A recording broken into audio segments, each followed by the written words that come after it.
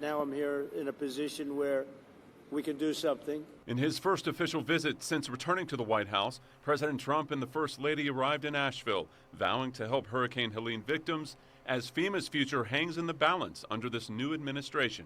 FEMA just hasn't done the job, and we're looking at the whole concept of FEMA. I like, frankly, the concept when North Carolina gets hit, the governor takes care of it. North Carolina Democratic Governor Josh Stein there to greet the president and talk about a way forward. What's your takeaway from your chat with President Trump? Well, I'm really grateful that the president came to North Carolina today. I made 2 requests of the president. One is for an additional federal package. We need another $20 billion to help us recover from the federal government, and 100% reimbursement on our expenses for cleanup for another 6 months. FEMA's efforts to help thousands of displaced people here in the mountains continues to be a focus in the early days of the Trump White House. Congressman Chuck Edwards, alongside the president, arriving home to the mountains aboard Air Force One. FEMA has to either be eliminated or overhauled.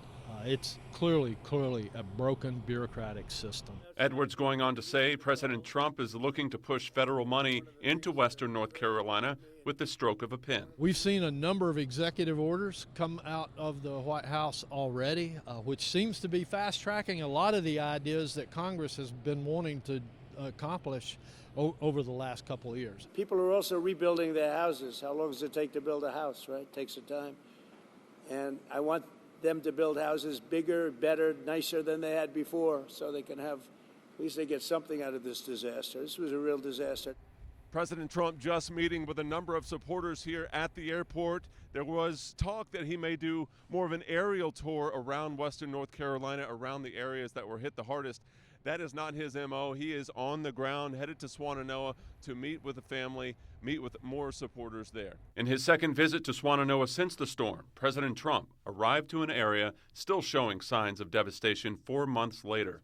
There, he got firsthand accounts from 3 families who lost their homes. Yeah, we didn't think we were going to make it at all. I mean, our house was 25 feet underwater. And lifted his home and the house that I grew up in and crashed it into our barn. I appreciate you. Good daughter you have, huh? Good daughter. Take care of Mom. President Trump announcing before he left he'd be signing an executive order to lift regulations so roads in western North Carolina can be rebuilt without permits.